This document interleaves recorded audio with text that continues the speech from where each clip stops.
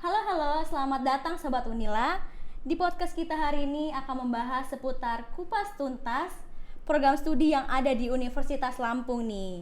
Di mana program podcast ini adalah bentuk kerjasama dari jurusan Ilmu Komunikasi dengan tim penerimaan mahasiswa baru di Universitas Lampung. Podcast ini tuh cocok banget buat kalian Sobat Unila yang masih para calon mahasiswa untuk menambah informasi, referensi, dan juga bahan pertimbangan untuk memilih jurusan yang sesuai dengan keinginan ataupun minat kalian. Baik, untuk sesi kali ini kita akan mencari tahu kupas tuntas mengenai program studi pendidikan biologi di Universitas Lampung. Oke, langsung saja saya izin memperkenalkan diri saya terlebih dahulu. Nama saya Grace Anastasia yang akan menemani Sobat Unila sekalian. Pastinya di sini saya tidak sendirian. Saya sudah bersama dosen dan juga perwakilan dari pendidikan biologi di Universitas Lampung. Di sini sudah ada Ibu Nadia Meriza SPD MPD dan juga Bapak Median Agus Priyadi SPD MPD. Halo Ibu, halo Bapak, apa kabar? Halo, alhamdulillah.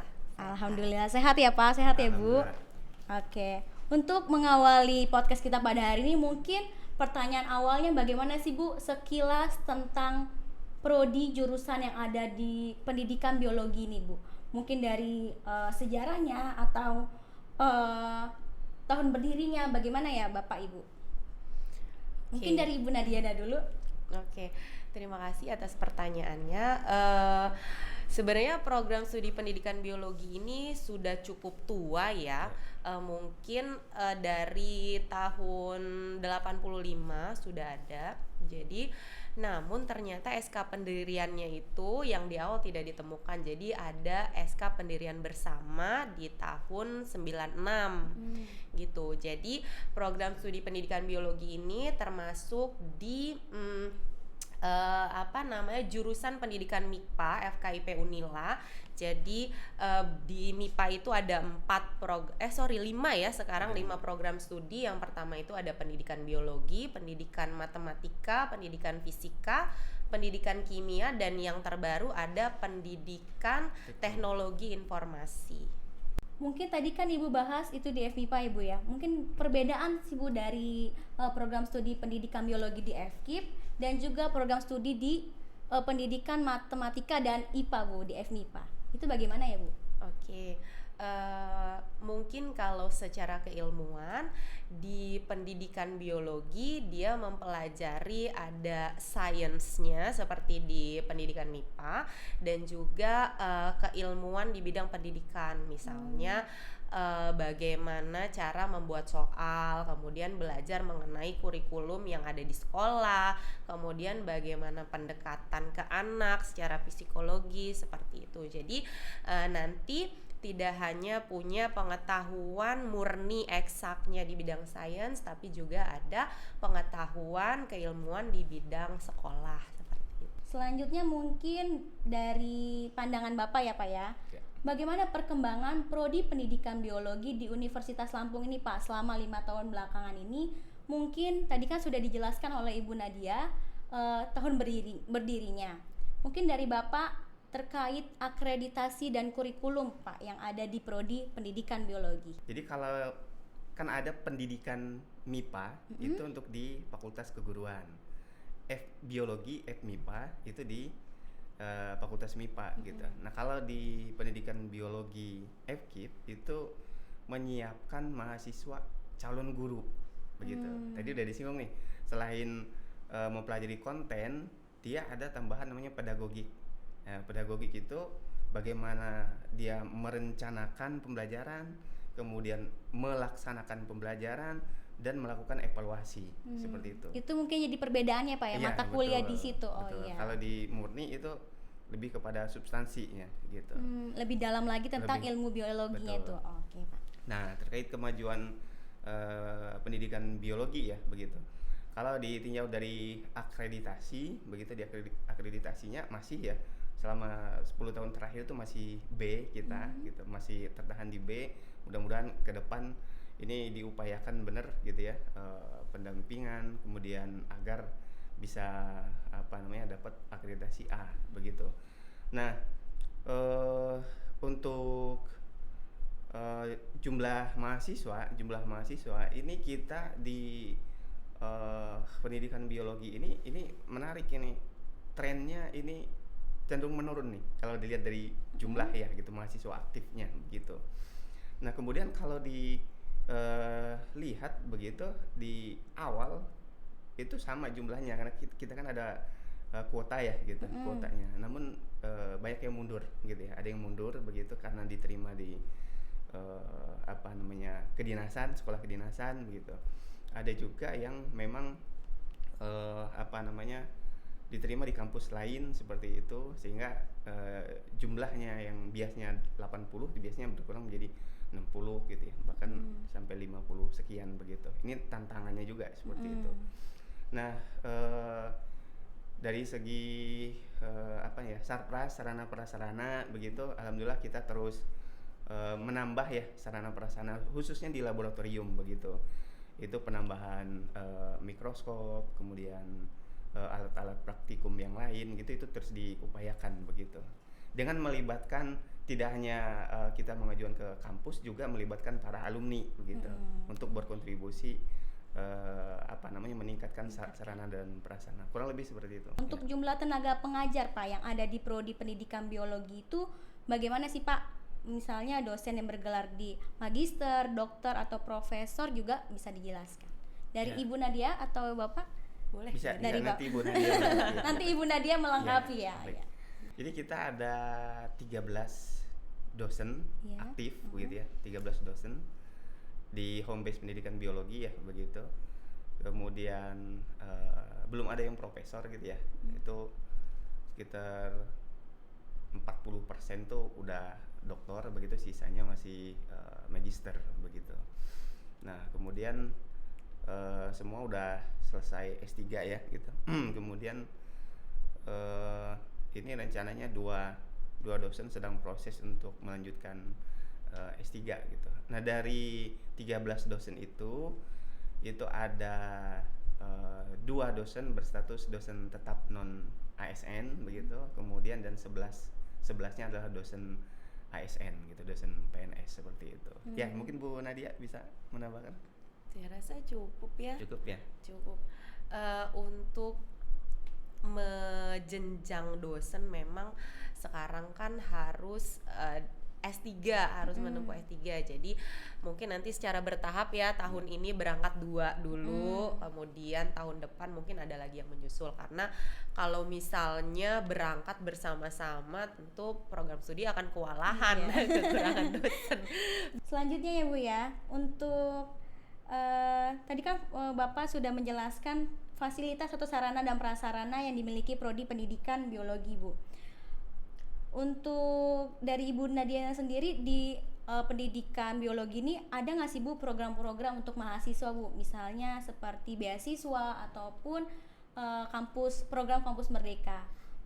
Bisa dijelaskan Ibu? Kalau untuk kurikulum prodi sekarang kita sudah menggunakan MBKM ya Pak ya. Jadi sudah kurikulum Merdeka Belajar yang memberikan kesempatan kepada mahasiswa untuk mengambil mata kuliah di prodi lain, di jurusan lain, atau bahkan di kampus-kampus lain. Jadi untuk program MBKM ini kita juga sudah bekerja sama dengan beberapa kampus yang ada di luar, misalnya dengan Universitas Negeri Jakarta, kemudian dengan UNJ, kemudian dengan Universitas Negeri Bengkulu ya Pak ya. Yang sudah dilaksanakan itu Unsri, ada Unsri. Oh, sama Unsri. Yang sudah dilaksanakan itu kita pertukaran dosen. Jadi nggak hanya mahasiswa aja ya, ada dosen juga. Benar. Kebetulan Pak Median dan saya mata kuliahnya yang dilibatkan dalam MBKM waktu itu. Ke UNJ. UNJ, iya. Ngajar di UNJ. Jadi kita memfasilitasi mata kuliah kurikulum ya Pak ya. Kalau Pak Median telah kurikulum, kalau mata kuliah yang saya ampu itu biodiversitas. Jadi dosen dari prodi pendidikan biologi mengajar mahasiswa Universitas Negeri Jakarta. Tadi kan berarti dari pendidikan biologi ini sudah bekerja sama dengan pihak UNJ gitu ya Bu ya, dan organisasi dan lembaga yang lainnya gitu Bu. Dari Ibu atau Bapak sendiri, selain pihak itu, stakeholder atau pihak lain yang bekerja sama di prodi pendidikan biologi itu ada lagi nggak sih Bu?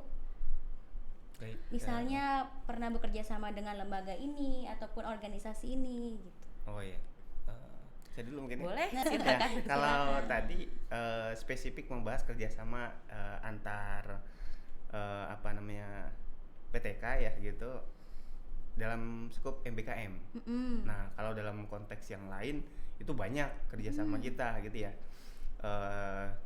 dengan MGMP, musyawarah guru gitu ya, mata pelajaran biologi atau IPA gitu seprovinsi Lampung, kemudian dengan institusi-institusi apa namanya sekolah menengah pertama, sekolah menengah atas, kemudian ada BP POM juga kita, karena kita ada mata kuliah biologi tanaman obat itu. Nah itu kita kerjasama dengan BP POM, dan kemudian pernah kita mengundang BP POM untuk memberikan kuliah apa namanya dosen tamu gitu ya, gitu, terkait Kuliah tamu ya Pak ya, ya? ya, untuk membahas tentang tanaman obat, kemudian kebun raya Bogor, kemudian perguruan tinggi yang lain, kemudian dengan organisasi profesi itu himpunan apa namanya pendidik PPII juga, Perhimpunan Pendidik IPA Indonesia gitu, himpunan evaluasi Indonesia gitu, dan apa namanya berbagai institusi serta organisasi profesi yang lain juga. Ada Perhimpunan Biologi Indonesia juga. Berarti seperti itu. sudah banyak Banyak, gitu ya Pak iya. ya, pihak lain yang udah bekerja sama dengan prodi pendidikan biologi di Universitas Lampung Betul, ini. betul. Oke. Selanjutnya mungkin saya mau menanyakan, kan kita tahu ya Pak ya, lulusan dari program studi pendidikan biologi ini kan pasti akan bergelar SPD. Ya. Nah pasti tujuannya menjadi seorang tenaga pengajar, dosen ataupun menjadi seorang guru gitu ya Pak ya. Menurut Bapak ataupun Ibu sendiri, ada nggak sih Pak dan Bu untuk prospek kerja yang lainnya gitu yang bisa dituju oleh lulusan dari program studi pendidikan biologi? Misalnya menjadi seorang ilmuwan atau wirausaha, bisa diperjelaskan Ibu? Oke. Kalau untuk bidang usaha lain selain di ilmu pendidikan, kita langsung ambil contoh aja ya. Iya. Lulusan pendidikan biologi ada yang menjadi pengusaha, yang di bidang komputer ya Pak ya, di bidang komputer. Kemudian selain itu ada juga yang menjadi guru ya, ada juga yang ke bidang perbankan gitu. Jadi ada yang kerja di bank juga, di bank pemerintah. Kemudian ada juga yang menjadi entrepreneur, Wirausaha, jadi wirausaha sendiri, menjadi muah ada juga.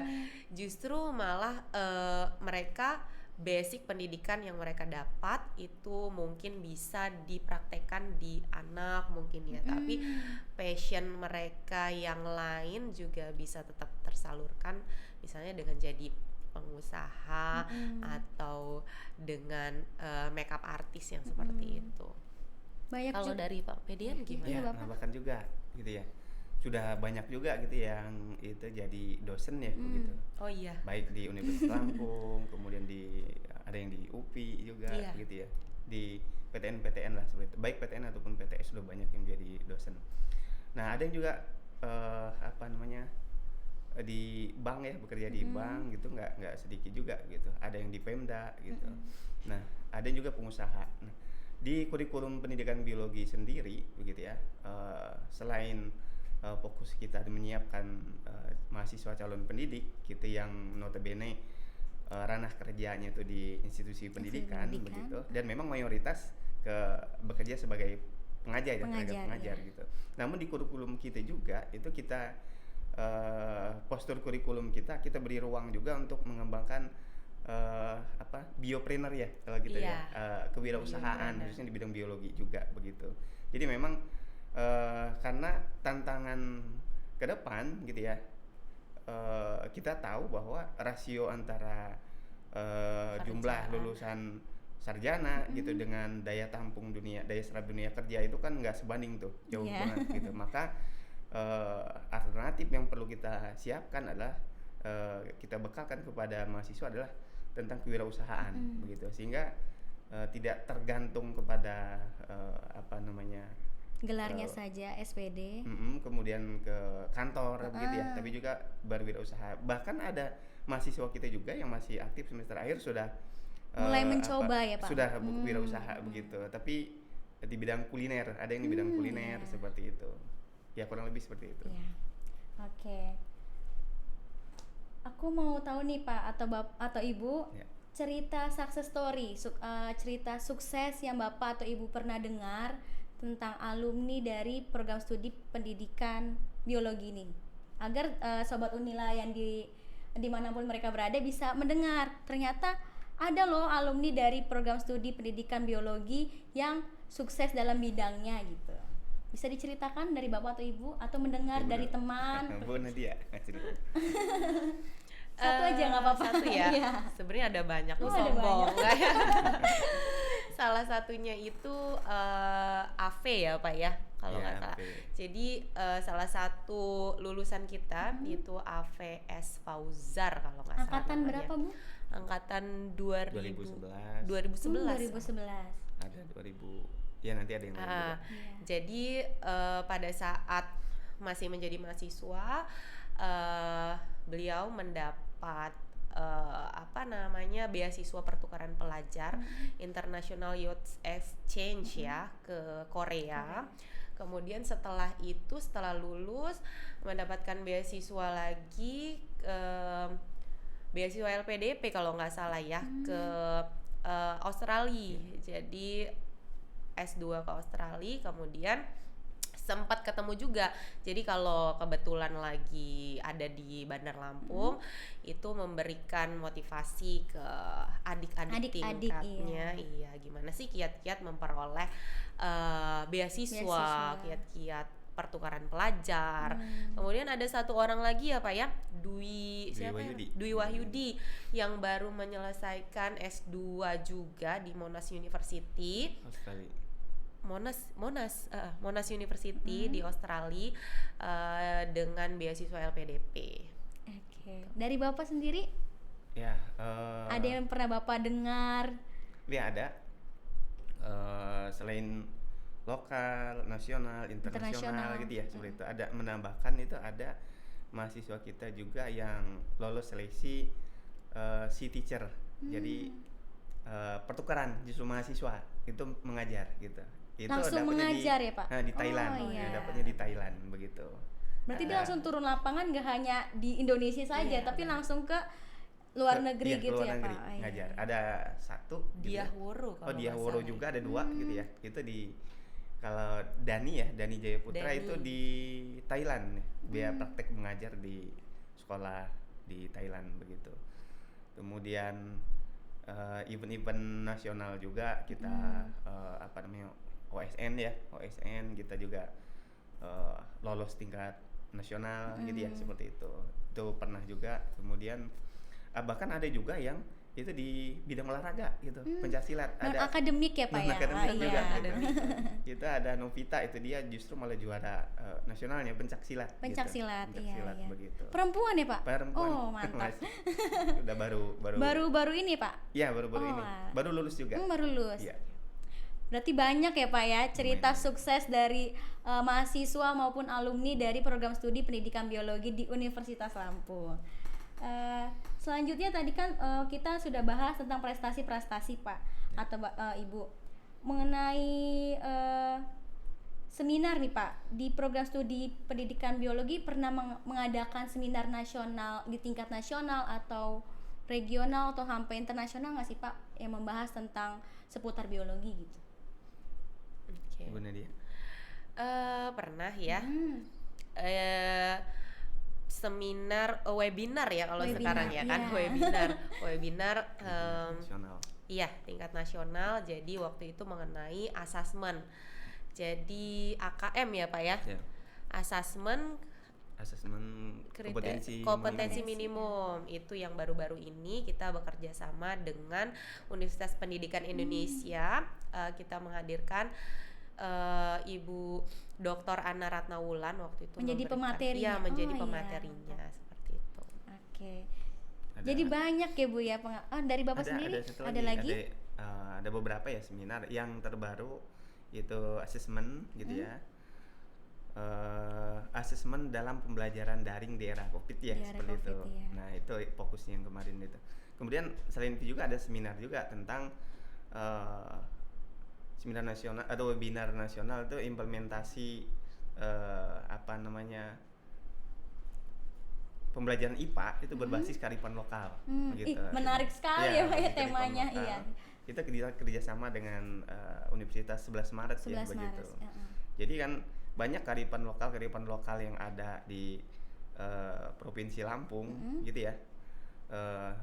Misal itu Repong Damar gitu yang terkenal di pesisir barat ya, Lampung Barat di situ. Nah, itu sangat relevan sekali dengan kurikulum IPA atau pembelajaran IPA. Nah, di situ memberikan pencerahan kepada guru gitu bagaimana mengintegrasikan kearifan lokal yang ada di lingkungan gitu ya, itu ke dalam kurikulum pembelajaran gitu di kelas seperti itu. Oke. Untuk lembaga kemahasiswaan atau himpunan mahasiswa yang ada di program studi pendidikan biologi itu ada apa saja sih Bapak atau Ibu? Ya. Mungkin Pak Median. Dari Bapak Iya. yang lebih paham ya. Jadi kalau di Fakultas Keguruan dan Ilmu Pendidikan itu sudah ada forum mahasiswa atau himpunan mahasiswa di tingkat program studi. Nah, untuk FK kan berbeda, ada program studi, kemudian sesuai bidang ilmu, ada tingkat jurusan, ada tingkat fakultas begitu. Oh, iya. Nah, jadi mahasiswa kita di keluarga besar biologi ada himpunan mahasiswa pendidikan biologi atau Formandibula. Tapi tidak hanya di situ, juga mahasiswa kita juga aktif di himpunan mahasiswa baik tingkat jurusan ataupun tingkat fakultas seperti itu. Ternyata banyak ya Pak ya lembaga kemahasiswaan atau himpunan mahasiswa di bidang akademik ataupun non akademik gitu ya Pak. Oke.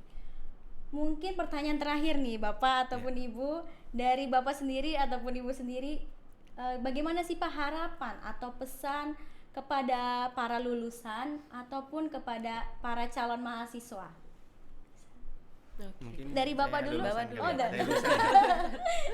Bu Nat yang mahasiswa. Calon mahasiswa. Oh, boleh dibagi ya jadi. Ya, Oke. jadi untuk para lulusan gitu bahwa paradigma yang harus dibangun bahwa ketika sudah lulus gitu itu bukan berarti lepas gitu ya gitu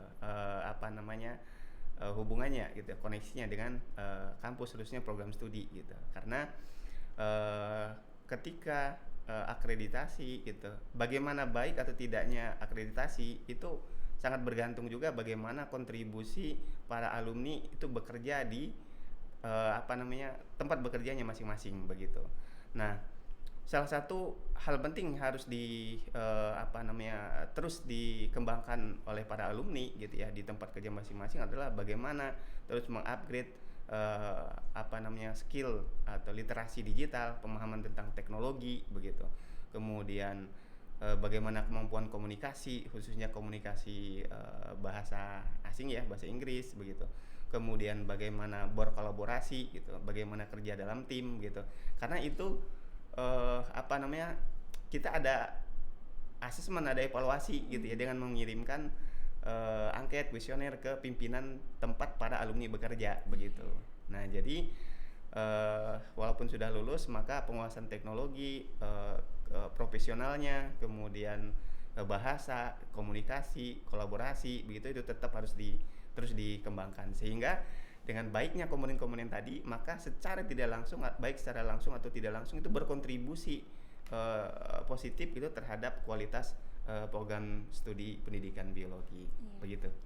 Jadi dapat disimpulkan untuk bagi para lulusan jangan terputus gitu ya Pak komunikasi antara dengan prodi pendidikan biologi ini dengan para dosen ataupun adik-adik tingkatnya gitu ya Pak. Dan terus meningkatkan kompetensi ya, yang kompetensi. saya sampaikan tadi gitu. Untuk para lulusan ya Bu ya. Para calon. Calon mahasiswa ya, calon mahasiswa tadi lulusan, calon mahasiswa. Gimana nih Bu? Harapannya? untuk adik-adik calon mahasiswa di program studi pendidikan biologi, selesaikan apa yang sudah kamu mulai, tanggung jawab kepada pilihan yang kamu ambil, karena bahagia itu kamu yang ciptain. Ya, oke, gitu aja. Ada quotes dari terakhir tuh dari Ibu Nadia, bahagia itu diciptakan oleh diri kita sendiri ya Bu. Iya, ya? betul. Benar sekali. Oke, baik, menarik sekali ya obrolan kita Sobat Unila di program studi pendidikan biologi di Fakultas Keguruan dan Ilmu Pendidikan di Universitas Lampung. Pastinya aku menyimpulkan nih Pak dan Ibu, obrolan kita pada hari ini bahwa program studi pendidikan biologi ini mempelajari ilmu biologi beserta turunan-turunannya, namun dengan tambahan perspektif pendidikan dan pengajaran yang ada di dalamnya, dalam bagaimana cara mengajar yang baik, membuat soal-soal, kurikulum, dan hal-hal yang berhubungan dengan teknis ataupun administrasi pengajar. Terima kasih kepada Ibu Nadia Meriza SPD MPD dan juga Bapak Median Agus Priyadi SPD MPD atas waktunya menjadi narasumber di podcast kita hari ini. Semoga informasi tadi bisa bermanfaat kepada teman-teman para calon mahasiswa ataupun lulusan untuk mengetahui seluk-beluk program studi tentang pendidikan biologi yang lebih mendalam ya Bapak dan Ibu.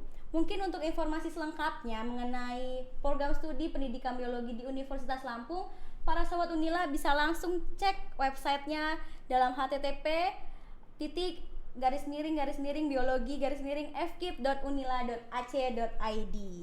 Baik, itu tadi perbincangan kita. Saya Grace Anastasia. Mohon maaf bila ada salah kata ataupun perbuatan. Sampai bertemu di sesi berikutnya.